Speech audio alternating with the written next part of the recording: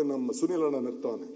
ನಗ್ಬೇಡಪ್ಪ ನೀನು ಭಯ ಆಗ್ತದೆ. ನಿಮ್ ಆಲೋಚನೆಗಳೆಲ್ಲ ನೋಡಿ ಖುಷಿಯಾಗಿ ಇದನ್ನ ಯಾವ್ದನ್ನು ಮಾಡಕ್ಕೆ ನಿಮ್ ಪಾರ್ಟಿಯವ್ರು ಬಿಡಲ್ಲ ನಿಮ್ಮನ್ನ. ನಿಮಗೆ ಇದು ಅರ್ಥ ಆಗ್ತಾ ಇಲ್ಲ. ಇಷ್ಟೆಲ್ಲ ಅರ್ಥ ಮಾಡ್ಕೊಂಡಿರೋ ಅದೊಂದು ಯಾಕೆ ಅರ್ಥ ಆಗ್ತಿಲ್ಲ ನಿಮಗೆ? ಹಂಗಾಗಿ ಇದು ಆಗಲ್ಲ. ನಿಮಗೆ ಮಂತ್ರಿಮಂಡಲ ಮಾಡ್ಲಿಕ್ಕೆ ನಿಮ್ ಹೈಕಮಾಂಡ್ ನಿಮಗೆ ಬಿಡ್ಲಿಲ್ಲ. ನಿಮ್ ಚಾಯ್ಸ್ ಎಲ್ಲಿದೆ ಹೈಕಮಾಂಡ್? ನಿಮ್ ಮಂತ್ರಿಮಂಡಲದಲ್ಲಿ ನಿಮ್ ಚಾಯ್ಸ್ ಯಾವ್ದು ಹೇಳಿ ನೋಡ. ಹೈಕಮಾಂಡ್ ಯಾವ್ದನ್ನು ನಿಮ್ಗೆ ಕೇಳೇ ಇಲ್ಲ. ಒಟ್ಟಿ ಅವರೇ ಕಳಿಸಿರೋದು. ನಿಮ್ಗೆ ಯಾವ್ದು ಚಾಯ್ಸ್ ಇಲ್ಲ. ಇದನ್ನೆಲ್ಲ ಮಾಡಕ್ ಮಾನ್ಯ ಮುಖ್ಯಮಂತ್ರಿಗಳ ಚಾಯ್ಸ್ ಎಲ್ಲ ರೆಕಾರ್ಡಿಗೆ ಹೋಗುತ್ತೆ ಅಷ್ಟೇ. ಇನ್ಯಾವುದು ಆಗಲ್ಲ. ಗೊತ್ತಿದೆ ನಮಗೆ. ಆಯ್ತಪ್ಪ,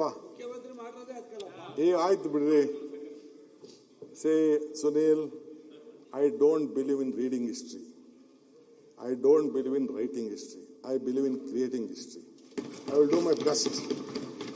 ಯಾವುದು ಸುಲಭವಾಗಂತೂ ಸಾಧ್ಯ ಇಲ್ಲ. ಎನಿಥಿಂಗ್ ಇಸ್ ಎಲ್ಲ ಸುಲಭ. ಈ ಮಧ್ಯ ನಮ್ಮ ಬ್ಯೂರೋಕ್ರಾಟ್ಸು ಅಷ್ಟು ಸುಲಭವಾಗಿ ಬಿಡುದಿಲ್ಲ, ನನಗೆ ಗೊತ್ತಿದೆ. ಕೋರ್ಟ್ಗಳಲ್ಲೂ ಕೂಡ ಬೇಕಾದಷ್ಟು PLಗಳು ಬರ್ತವೆ. ನೀವು ಬೇಕಾದಷ್ಟು ಟೀಕೆ ಮಾಡ್ತೀವಿ. ಎಲ್ಲದೂ ಕಷ್ಟ ಇದೆ. ನೀವು ಮಾಡ್ಬೇಕಾದ್ರೆ ನಾನು ಮಾಡ್ಬೇಕಾದ್ರೆ. ಈಗ ಇದು ಕುಮಾರಸ್ವಾಮಿ ಅವರು ಬಿಡದಿ ಮಾಡಬೇಕು, 5 ಟೌನ್ಶಿಪ್ ಮಾಡಬೇಕು ಅಂತ ಶುರು ಮಾಡಿದ್ರು. Why could not do it? What was wrong? ಅವ್ರ ಆಲೋಚನೆ ತಪ್ಪು ಅಂತಲ್ಲ. ಈಗ ಮಹಾರಾಷ್ಟ್ರ CM ಈಗ ಈ ಪ್ರಾಬ್ಲಮ್ ಬಂದು ಅಂತೇಳಿ ಏರ್ಪೋರ್ಟ್ ಇಂದ ಆಚೆ 80,000 ಎಕರೆ ಅಕ್ವೈರ್ ಮಾಡ್ತಾ ಇದ್ದಾರೆ. 80,000 ಎಕರೆ. ಮೋದಿ ಸಾಹೇಬರು ಅಲ್ಲಿ ಗಿಫ್ಟ್ ಸಿಟಿ ಅಂತ ಮಾಡಿದ್ದಾರೆ. ನಾನು ಹೋಗಿ ಬಂದೆ ಗಿಫ್ಟ್ ಸಿಟಿಗೆ. ನೀವು ನೋಡಿದ್ರೆ, I think you have heard about that gift city. ನಾನು ಕೇಳಿದೆ, ಸರ್ ನಮ್ ಕೊಡಿ ಅಂತ. ಇಲ್ಲ, ಮಹಾರಾಷ್ಟ್ರ CM ಕೇಳಿದಾಗ ಕೊಡಕ್ಕಾಗಲ್ಲ, ದೇಶಕ್ಕೆ ಒಂದೇ ಒಂದು ಎಕನಾಮಿಕ್ ಸೆಂಟರ್, ಅದನ್ನ ಫ್ರೀ ಝೋನ್ ಅಂತ ಮಾಡಿದ್ದಾರೆ. ಸೊ ಹೆಂಗ್ ಮಾಡಿದ್ರು? ಈಗ ಇವರು ಆಂಧ್ರ CM ಒಂದು ಹೊಸದಾಗಿ ಒಂದು ಸಿಟಿ ಮಾಡ್ತಾ ಇದ್ದಾರೆ. ಹೆಂಗ್ ಮಾಡ್ತಾ ಇದ್ದಾರೆ? ಕ್ಯಾಪಿಟಲ್. ಅಲ್ಟಿಮೇಟ್ಲಿ ರೈತರು ಜಮೀನುಗಳನ್ನ ತೆಗೆದುಕೊಳ್ಳಿಲ್ಲ ಅಂದ್ರೆ ಇವತ್ತು ಎಲೆಕ್ಟ್ರಾನಿಕ್ ಸಿಟಿ ಇರ್ಬೋದು, ನಮ್ಮ ಬೇರೆ ಇರ್ಬೋದು, ITPS ಜಾಗ ಇರ್ಬೋದು, ಇದೆಲ್ಲ ಯಾರ್ದು? ರೈತರದ ಜಮೀನು. ಈಗ ಪೆರಿಫೆರಲ್ ರಿಂಗ್ ರೋಡ್ ಅವತ್ತಿನ ಕಾಲದಲ್ಲಿ ಮಾಡಿದ್ರಲ್ಲ, ಬಿಸ್ನೆಸ್ ಕಾರ್ಡ್ ಅಂತ ಈಗ ಮಾಡಿದ್ರಲ್ಲ, ಅದು that is a big vision. I am not telling no. ಎಲ್ಲ ಮಾಡಿದಂತ ಸಂದರ್ಭ ದೇವೇಗೌಡರು ಆಗ ಫ್ಲೈಓವರ್ ಮಾಡಿಸಿದ್ರು. ಏನ್ ತಪ್ಪು ಅಂತ ಹೇಳಕ್ಕಾಗ್ತದೆ? ಇವತ್ತು ನಾವು 106 ಎಕರೆ ಮಾಡಿದ್ದೀವಿ. ಅವತ್ತು ಅನಂತಕುಮಾರ್, SM ಕೃಷ್ಣ ಇಬ್ರು ಸೇರಿ ಬೆಂಗಳೂರಿಗೆ ಮೆಟ್ರೋ ತಂದ್ರು. It is their contribution. ಈಗ ನೈಸು ಅಷ್ಟೇ. ದೇವೇಗೌಡರು ಅವ್ರು ಸೈನ್ ಮಾಡಿದ್ರು. ನೈಸ್ ರೋಡ್ ಇಲ್ಲ ಅಂತ ಅಂದ್ರೆ ನೀವು ಹೇಳಿ ಏನಾಗ್ತಿತ್ತು ನಮ್ಮ ಪರಿಸ್ಥಿತಿ? ಬೆಂಗಳೂರು ಏನಾಗ್ತಿತ್ತು ಅಂತ ನೀವು ನೋಡಿ. ಕಂಜೆಷನ್ ಏನಾಗ್ತಿತ್ತು? ಸೊ ಅದ್ ಬಿಡಿ. ಅವ್ರು ಯಾರು ಲೋಪದೋಷ ಇದ್ದಾರೆ, ವಿಲ್ ಟೇಕ್ ಆಕ್ಷನ್. ಅದಕ್ಕೆ ಏನ್ ಬೇಕೋ ಮಾಡೋಣ. ಅದ್ರ ಇಸ್ ಡಿಫ್ರೆಂಟ್. ಆಮೇಲೆ ಸಪರೇಟ್ ಚರ್ಚೆ ಮಾಡೋಣ. ನಾನು ಮೊನ್ನೆ ಅವರು ಲೇಟಾಗಿ ಬಂದ್ರು. ನಾವೇನೋ ನಮ್ಮ ಉಪಾಧ್ಯಕ್ಷ ಸ್ಥಾನನ, ಅಧ್ಯಕ್ಷ ಸ್ಥಾನನ ನಮ್ಮ ಪಾರ್ಟಿ ಲೆಟ್ರೇಟ್ ಅಲ್ಲಿ ಬಂದಿದೆ ಅಂತ ಹೇಳಿ ನಮ್ಮ ವಿರೋಧ ಪಕ್ಷದ ಸ್ನೇಹಿತರೆಲ್ಲ ಅವ್ರದೇ ಆದಂತ ರೀತಿಯಲ್ಲಿ ಪ್ರತಿಭಟನೆಯನ್ನ ವ್ಯಕ್ತಪಡಿಸಿದ್ರು. ಪ್ರಜಾಪ್ರಭುತ್ವದಲ್ಲಿ ನಾನು ತಪ್ಪು ಅಂತ ಹೇಳಕ್ಕಾಗಲ್ಲ, ಅವ್ರಿಗೆ ಹಕ್ಕಿದೆ. ಆದ್ರೆ ನಮ್ಮ ಪಕ್ಷ ನಿಮ್ಮ ಸ್ಥಾನಕ್ಕೆ ಸ್ಪೀಕರ್ನೇನು ಎಲೆಕ್ಟ್ ಮಾಡಿರ್ಲಿಲ್ಲ. ಅವರು ನನಗೆ ಈ ರಾಜ್ಯದ ಮುಖ್ಯಮಂತ್ರಿ ಆದವನಿಗೆ, ಶಾಸಕಾಂಗ ಪಕ್ಷದ ನಾಯಕನಾದವನಿಗೆ ನೀವು ಅದಕ್ಕೆ ಸೂಚಿಸಿ ಅಂತ ಹೇಳಿದ್ರು. ಸೊ ಅದಕ್ಕೆ ನಾವು ಸೂಚಿಸ್ತೋ ತಾವು ಈ ಸ್ಥಾನದಲ್ಲಿ ಕೂತಿದ್ದೀರಿ. ಅದೇ ರೀತಿ ಇವತ್ತು ನಮ್ಮ ಮಳಕಾಳ ವೈದ್ಯರವರು ಇವತ್ತು ಅವ್ರನ್ನ ನಾವೆಲ್ಲ ಸೇರಿ ಅವ್ರನ್ನ ಆಯ್ಕೆ ಮಾಡಿದ್ದೇವೆ. ವೈದ್ಯರವರಿಗೆ ಒಂದು ರಿಕ್ವೆಸ್ಟ್ ಮಾಡೋದು, ಮೊದಲಿಂದನೂ ಒಂದು ಸಾಂಪ್ರದಾಯಿಕವಾಗಿ ಈ ಸ್ಥಾನ ವಿರೋಧ ಪಕ್ಷದವರಿಗೆ ಲೋಕಸಭೆಯಲ್ಲಿ ಮತ್ತು ಇಲ್ಲೂ ಕೂಡ ಬಿಟ್ಕೊಟ್ಟಿದ್ದಂತ ಬೇಕಾದಷ್ಟು ಇತಿಹಾಸಗಳಿದೆ. ಅಪೋಸಿಷನ್ ಪಾರ್ಟಿಗೆ ಬಿಟ್ಕೊಡ್ತಿದ್ದಂತ ಸಂದರ್ಭ ಕೂಡ ಇದೆ. ಅಲೈನ್ಸ್ ಪಾರ್ಟ್ನರ್ ಬಿಟ್ಕೊಡ್ತಿದ್ದಂತ. ಇವತ್ತು ಅಲ್ಲಿ ಲೋಕಸಭೆಯಲ್ಲಿ ಡೆಪ್ಯೂಟಿ ಸ್ಪೀಕರ್ ಇವತ್ತು ಅಲ್ಲಿ ಆಯ್ಕೆ ಮಾಡಿಲ್ಲ, ಬಹಳ ವರ್ಷದಿಂದ ಪೆಂಡಿಂಗ್ ಇದೆ. ನಾವು ಇದ್ರ ಬಗ್ಗೆ ಯೋಚನೆ ಮಾಡಿದ್ವು, ಚರ್ಚೆ ಮಾಡಿದ್ವು. ನಾವು ಇಲ್ಲ ಅಂತ ಹೇಳೋದಿಲ್ಲ.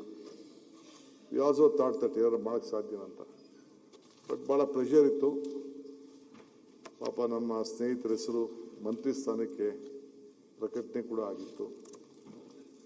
ಸೊ ಬಟ್ ನಾನೇ ರಿಕ್ವೆಸ್ಟ್ ಮಾಡಿ ಅಪಾಲಜಿ ಕೇಳಿಕೊಂಡು ನನಗೆ ಬಹಳ ರಿಕ್ವೆಸ್ಟ್ ಮಾಡಿ ಈ ಜವಾಬ್ದಾರಿನ ತೆಗೆದುಕೊಂಡಿದ್ದೇನೆ. ತಗೊಳ್ಳಿ ಅಂತ ರಿಕ್ವೆಸ್ಟ್ ಮಾಡಿಕೊಂಡೆ. ಇದು ಒಂದು ಬಹಳ ಅಪರೂಪದ ಒಂದು ಸಂದರ್ಭ. ನನ್ನ ವೈಯಕ್ತಿಕವಾಗಿ ಅವ್ರು ನನಗೆ ಬಹಳ ಆತ್ಮೀಯ ಮಿತ್ರರು. ಅವರ ನಡತೆ, ಸ್ವಭಾವ, ಅವರ ಕುಟುಂಬ ಎಲ್ಲ ಕೂಡ ನಾನು ಹತ್ತಿರದಿಂದ ಬಲ್ಲೆ. ಅವರ ಪಯಣ ಬಹಳ ವಿಶೇಷವಾಗಿ ಪಕ್ಷೇತರ ಸದಸ್ಯರ ಕೂಡ ಆಯ್ಕೆ ಆಗಿದ್ರು. ನಾವು ಟಿಕೆಟ್ ಕೊಟ್ಟಿದ್ದು. ಸೊ MLAನೂ ಆಗಿದ್ರು, ಮಂತ್ರಿನೂ ಆಗಿದ್ರು. ನಮ್ಮ ಬಂದರ್ ಮತ್ತು ಮೀನುಗಾರಿಕೆ ಸಚಿವರ ಕೂಡ 3 ವರ್ಷಗಳ ಕಾಲ ಬಹಳ ಸತತವಾಗಿ ಸೇವೆಯನ್ನು ಮಾಡಿದ್ದಾರೆ. ಅದಲ್ಲದೆ ಅವರು ಬದುಕಿನಲ್ಲಿ ಮೀನುಗಾರ ವ್ಯಾಪಾರ ಈಗೂ ಮಾಡ್ತಾ ಇದ್ದಾರೆ. ಅವರ ಬದುಕನ್ನು ಕಟ್ಕೊಂಡಿದ್ದಾರೆ. ಜೊತೆಗೆ ವಿದ್ಯಾಕ್ಷೇತ್ರದಲ್ಲೂ ಕೂಡ ಅವರ ಕುಟುಂಬ ಕೆಲಸ ಮಾಡ್ತಾ ಇದೆ. ಸೊ ಜಿಲ್ಲಾ ಪಂಚಾಯತಿ ಮೆಂಬರ್ ಕೂಡ ಆಗಿದ್ರು. ಅಂದರೆ ಒಂದು ಪ್ರಜಾಪ್ರಭುತ್ವದ ವ್ಯವಸ್ಥೆಯಲ್ಲಿ ಪಂಚಾಯತ್ ವ್ಯವಸ್ಥೆಯಲ್ಲೂ ಕೂಡ ಜಿಲ್ಲಾ ಪಂಚಾಯತಿ ಮಟ್ಟದಿಂದ ಸುಮಾರು 2005ರಿಂದ ಅವರು ಬಂದ್ಕೊಂಡು ಮಾಡಿಕೊಂಡು ಕೇಳಪ್ಪ ಇಲ್ಲಿ ಆಮೇಲೆ ಮಾತಾಡುವಂತೆ ಪಕ್ಕದಲ್ಲಿ ಟೈಮ್ ಇರ್ತದೆ. 2005 ಜಿಲ್ಲಾ ಪಂಚಾಯತಿ ಕ್ಷೇತ್ರದಿಂದ ಆಯ್ಕೆಯಾಗಿದ್ದರು. ತಿರ್ಗಾ 2013ರಲ್ಲಿ ಭಟ್ಕಳ ಹೊನ್ನಾವರ ಕ್ಷೇತ್ರದಿಂದ ಗೆದ್ದು ಮೊದಲನೇ ಬಾರಿಗೆ ವಿಧಾನಸಭೆಗೆ ಪ್ರವೇಶಿಸಿದರು. ಸೊ 2014ರಲ್ಲಿ ಸಚೇತಕರಾಗಿ ಜವಾಬ್ದಾರಿ ವಹಿಸಿ ಅವರು ಮಧ್ಯ 2018ರಲ್ಲಿ ಅವರು ಚುನಾವಣೆಯಲ್ಲಿ ಹಿನ್ನಡೆ ಆಯಿತು ಅವರಿಗೆ. ಸೊ ಇವತ್ತು 2020 ಆಗಸ್ಟ್ರಲ್ಲಿ ಇವತ್ತು ಅವರು ನಾವು ಇವತ್ತು ಆಯ್ಕೆ ಮಾಡಿದ್ದೇವೆ.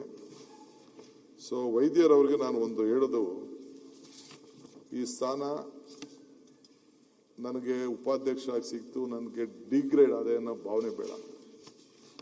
ಇದೇ ಇಲ್ಲಿ ನಮ್ಮ ಲಂಬಾಣಿಯವರು ಏನಿದ್ದಾರೆ ಅವರು ಕೂಡ ಡೆಪ್ಟಿ ಸ್ಪೀಕರ್ ಆಗಿ ಈಗ ಅವರು ಕ್ಯಾಬಿನೆಟ್ ಮಿನಿಸ್ಟರ್ ಆಗಿದ್ದಾರೆ.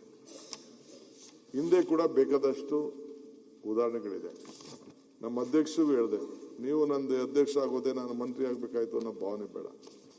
ಇದೇ ಮನೆಯಲ್ಲಿ ಆ ಸ್ಥಾನದಲ್ಲಿ ಕೂತಂತ SM ಕೃಷ್ಣರವರು ರಾಜ್ಯದ ಮುಖ್ಯಮಂತ್ರಿ ಆದರು. ನಮ್ಮ ಜಗದೀಶ್ ಶೆಟ್ಟರ್ ಅವರು ಕೂಡ ರಾಜ್ಯದ ಮುಖ್ಯಮಂತ್ರಿ ಆದರು. ಸೊ ಹಂಗೆ ರಾಜಕಾರಣದಲ್ಲಿ ಯಾವ ಕುರ್ಚಿ ರಾಜಕಾರಣದಲ್ಲಿ my friend Sunil, we have to leave on hope. ಭರವಸೆ, ನಂಬಿಕೆ, ಇದು ಬಹಳ ಮುಖ್ಯ.